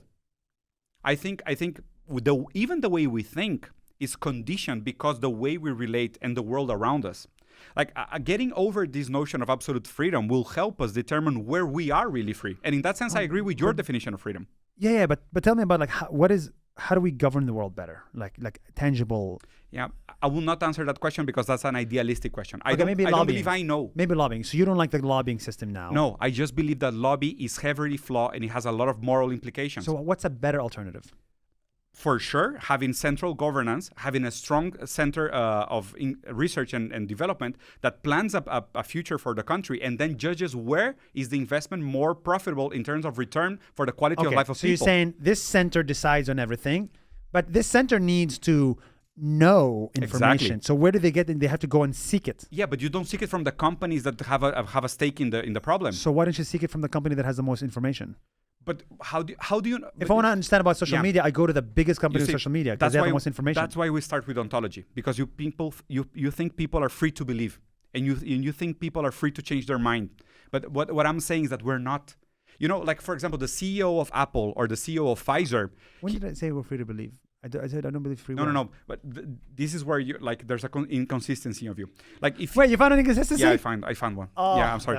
Yeah, but okay. the issue is like, for example, you think people are willing. Let's say I'm Apple, and I'm paying my lobbyists to educate policymakers on how to make better policy. Can I really educate them even against my interest if I know what I'm doing has moral implications? You will never do that. No, and you shouldn't. Why? But for example, everybody's driven by self-interest. That is the number one thing I learned in life. Yeah, you see, that's a problem. Like you base that on you put that on the bottom of your pyramid. Yeah. And then there's a lot of things that are built upon that. I mean, I find anybody that says I am operating not out of self-interest but out of love is automatically a fraud. Okay. Sorry. I'm gonna prove you on that one. Fraud. Where's your idea from yourself? Where did it came from? What do you mean? How do you know who you are? Sorry, what is that? How is that related to what I just said? Yeah, you self-agency. So how do you know who you are? I don't know. Dude, like your idea from who you are came from others. There's no self-agency in developing a consciousness. Fine. Consciousness develops out of the freedom of others. Fine. Do you really believe that the world is better when people behave not according to their self-interest? Self-interest is acquired and learned. Okay. We're not talking about how I got my self-interest. But it's important because it doesn't matter. There was a society before you. You were not born in the void. Sure. You didn't make yourself. Your let's father say had to my have sex. self-interest right now is to get as many views as possible and make as much money as possible. Okay? Because you learned that. Sure. Let's say I learned that. Okay. Yeah. But that is my self-interest today. Yeah. Now you call it self-interest. Now I call it self-interest. Okay, maybe my self-interest is to have enough money in the bank to be able to stay at any hotel I want. Perfect. And I didn't, let's say I assume I learned that. Yeah. I also want that. Yeah, now you love it. There's no world in which I want to go back and say, you know what, I want to stay at a 1-star hotel instead of a 5-star hotel. No, so you don't think there's worth in people that is able to devote their life to their goodness and the goodness of others? So you think as long as we only take care of ourselves, that's enough? I think when everybody in the world, I want to make sure the camera's on for this. When when everybody in the world behaves according to their self-interest, the world collectively is better. And what do you do with people that don't want that? Don't want what? Self-interest. Like, let's say we have your system, and somebody says, I don't want it. Anybody that says, I don't want to live life where I favor my self-interest is lying. Yeah, but what do you do with that person? They're lying. But they have another self-interest. No, but it's political. What do you do with them? And what do you do with somebody that is actually saying, my best So interest is to get rid of competition aggressively? You're saying you want to live life without furthering your self-interest. No, dude. What I'm saying is that our notion of self-interest is constituted by others. Self-interest is a fantasy. Okay, let's assume where self-interest comes from. Let's assume I'm with you, okay? Yeah. Why do I want to buy a Louis Vuitton? I don't. But let's say, why do people want to buy a Louis Vuitton bag when it's so ugly? Right. Why? It's just because people told you this is what you should get, right? Even though it's so damn ugly. So you learn to desire, you learn to constitute your vision. Yes. You learn all of this. But me buying a Louis Vuitton bag is not my self-interest. My self-interest in buying a Louis Vuitton bag is to look good in front of my friends. Right. And if my friends decide that buying a Louis Vuitton bag makes me look good, then I'm going to buy it because my self-interest is to look good. Yeah. So do you disagree with that? Yes, profoundly. How do you disagree with this? Dude, like your notion of desire is self-determined. Your notion of principles is self-determined. Your notion of freedom is like your guiding life. It's strange because, like, for example, all these words you're using to describe all those things, they don't belong to you. They existed much before you. How big is your company? How many employees do you have? I don't have any. Like, all of them are my partners. Like, it's more like a cooperative. Okay. When you build a team of employees. But I used to have companies, so I could relate to the example. When you build a collection of individuals that is 100 and plus, okay? Look, before I started my company, I was kind of like similar to this. I was like, you know what? Mother Teresa. In lack of a better word, the world's, let's just do what's good.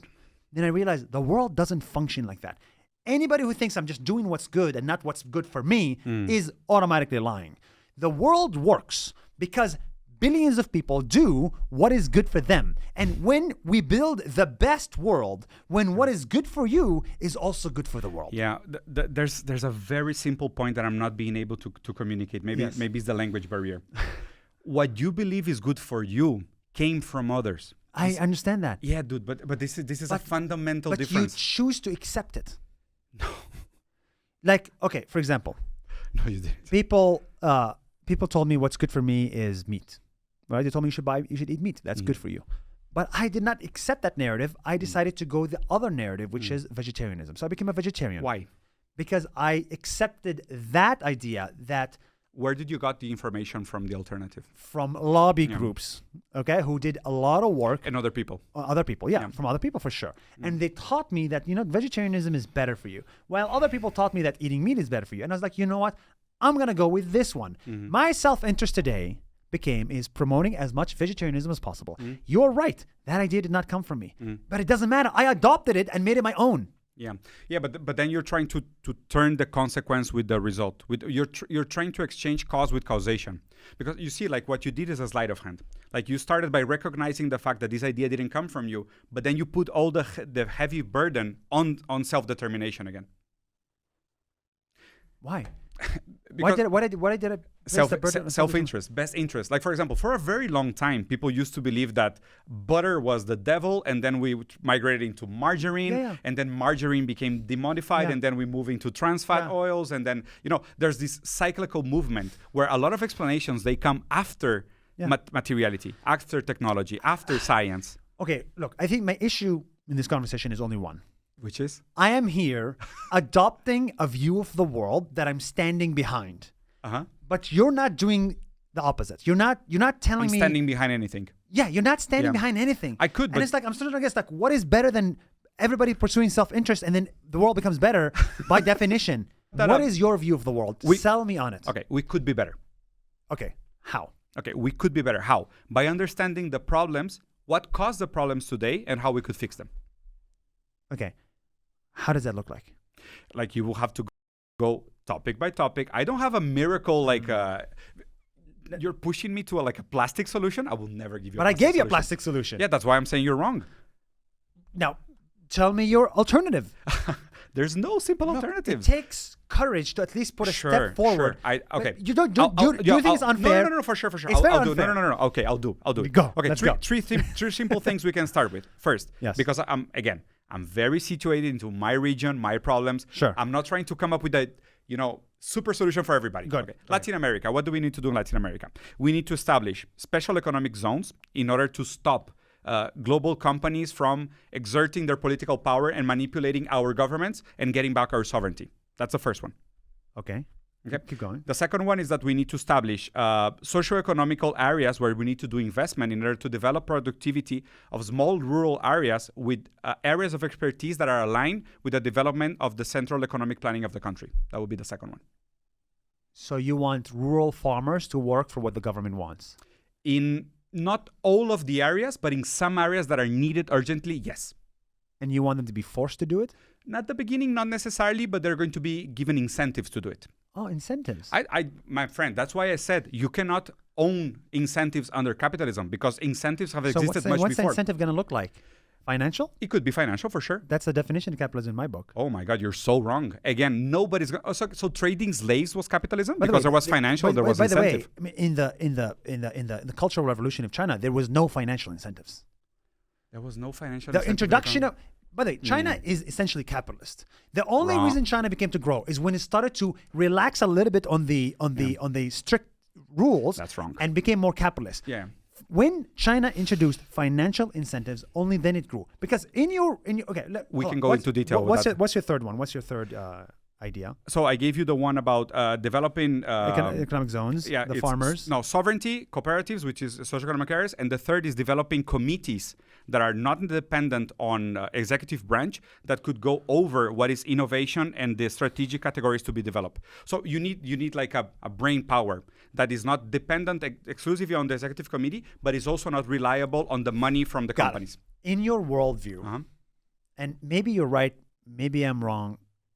I don't know. Yeah, we don't know. This is how I... just to be clear, everyone, we don't know who's right and who's wrong. Yeah. In my reading of your worldview is that you assign a lot of value on the top. You assign a lot of value on the government system, on the leadership, CEOs, on the committees and all that stuff. And you almost view this as like labor force. Right. So what about CEOs and shareholders? So are they not fundamentally the same? I think... So yes, so the difference is that for me, the biggest change makers in the world are the founders of private companies. Yeah, I know that. But your biggest changers of the world are bureaucrats in governments. Look, I believe in meritocracy. Okay. But I believe in meritocracy as it is really in the sense that people have to work for the position they're upon. But beyond the fact that they were born into a golden cradle. Okay, so you don't like the fact of a golden cradle. No, I just want people to take into account the golden cradle. Yeah, because the golden cradle is a reality. So if somebody... It doesn't care if I like it or not. Now, let's talk about meritocracy. Okay, you love meritocracy, right? Are we going to change topics because we were going to talk about something else before? No, meritocracy. Yeah, for sure. Go ahead. Just last one, meritocracy. Yeah.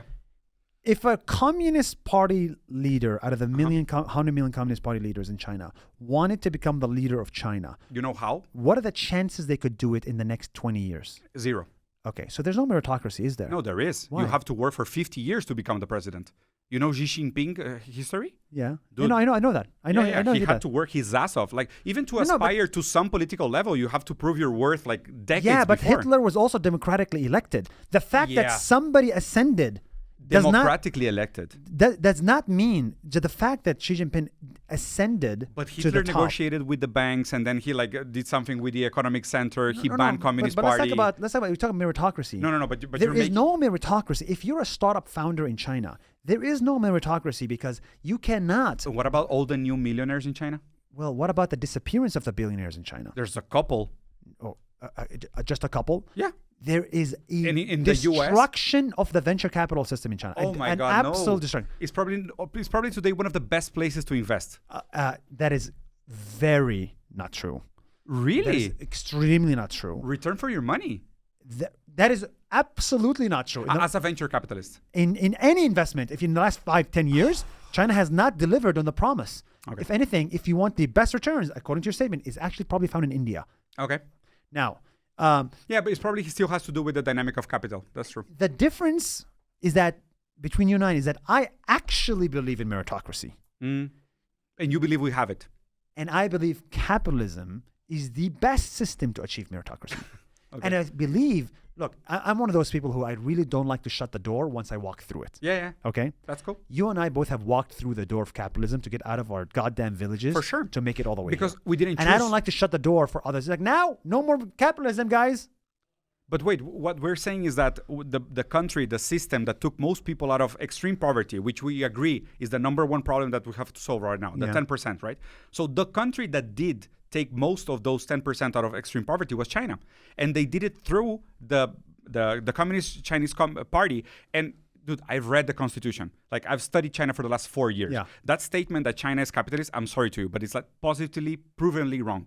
It's impossible to hold that statement. Once you get, because first you will have to do like a proper definition of what you mean by capitalism and what you mean by communism. Once you get to that definition, and you have to do it in a Kantian way, which is not your opinion or your point of view, but it has to be a definition that holds itself against all other definitions of political systems in order to be something that can be categorized as different from each other. China, the proper academic, and I had trouble with this as well, because I wanted to say that China was communist. China is also not communist.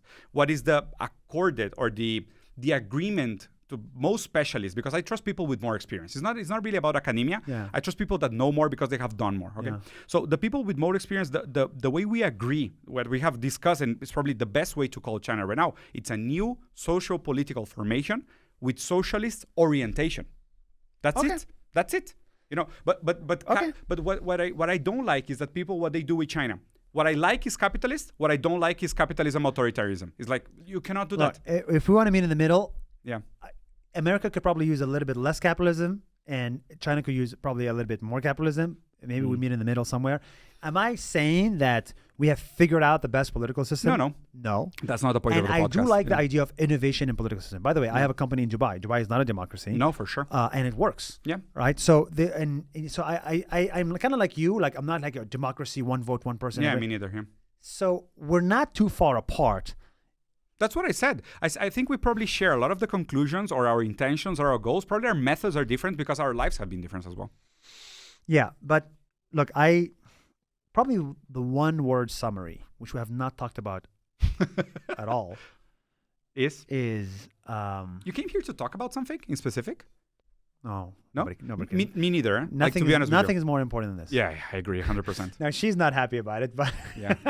No, but I hate scripted talks. Like, I don't do those anymore. Yeah. No, I wasn't talking about the one thing we did talk is like, I think that maybe if I'm looking at the one thing you and I disagree on, I think we agree on everything, actually, weirdly enough. The one thing you and I disagree on is just, is the world better? Versus what it was. And we that's have traveled so much, man. That, I think, you will probably come to an agreement on, but is the world better when everybody's selfish? That's the one question summary of this whole conversation. I don't think there's an easy answer for that. I think that's a very valid question. It's a very interesting question, probably worth the time. People have tried to tackle it with a lot of mind experiments and thought experiments, but it's kind of hard to answer.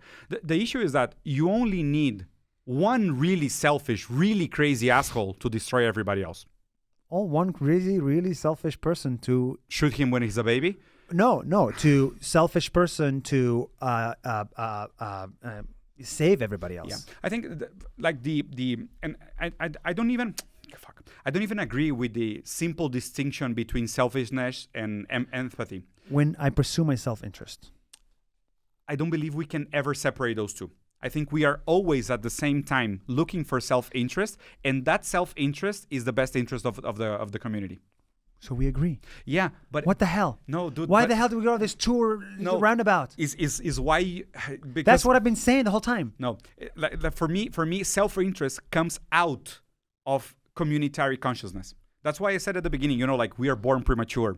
We have to be taken care No. of from others. Okay, so what we disagree on is what comes first, the chicken or the egg. Okay, go ahead. What comes first is self-interest Or altruism. or community altruism. Okay, what comes first? Self-interest. And why did your mom raise you? Because of self-interest? Because I'm her genes. I'm half her DNA.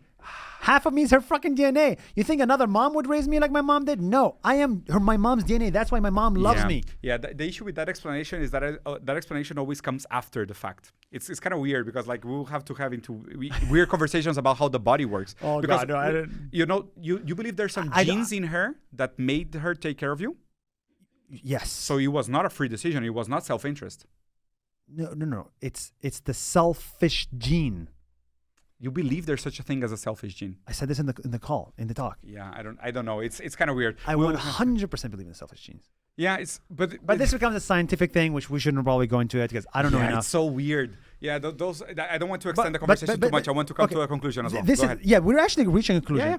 You and I agree that we want stuff to be better. we want stuff to be better. As a 10-year-old guy will be listening. Yes, and we think that the world is better when everybody pursues their self-interest. I didn't say that. In the interest of the community's overall vision. Right? Yes. No, Nas, no.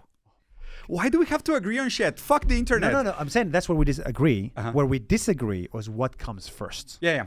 You think community altruism comes sure. first. Yeah. And I'm saying self-interest comes Genes first. come first. Yeah. Genes come, okay? Yeah.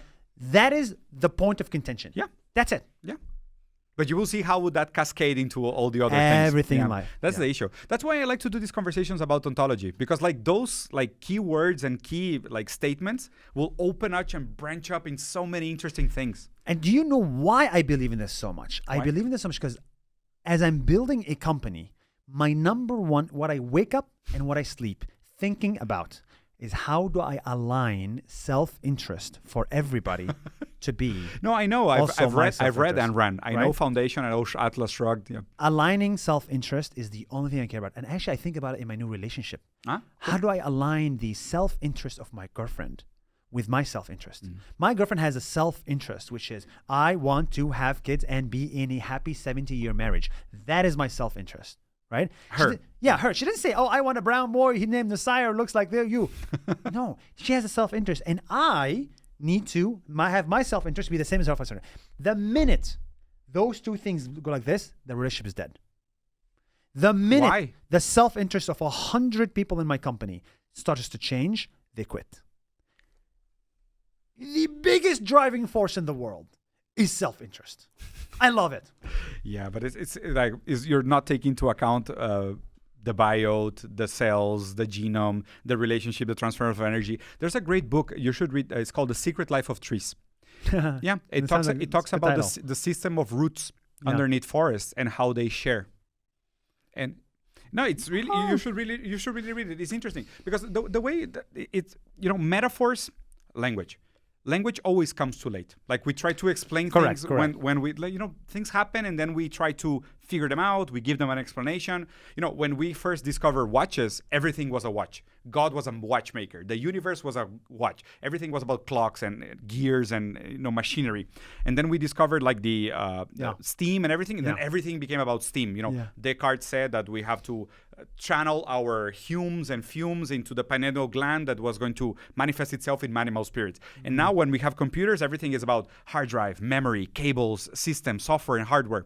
And the fact is that language as a system of metaphors, it comes after. It's a lagging indicator. I agree. It's lagging out. So the only thing, and why, and again, I started this conversation by saying that I was not going to be interviewed, that you were going to be interviewed. It didn't pan out like this. I tried as much as possible to hold my opinion back. You tried for like 2 minutes. No, dude. No. But I didn't give you. You're right. I didn't give you solutions. Like I really tried to hold my ideas. And I'm dying to hear them. No, but this was not about me. It was about you. Well, it's unfair when I'm putting my solution here and you're like, well, the solution's not good enough. And I'm like, okay, what's the alternative? No. Why should I give it to you? You came to my channel to be interviewed.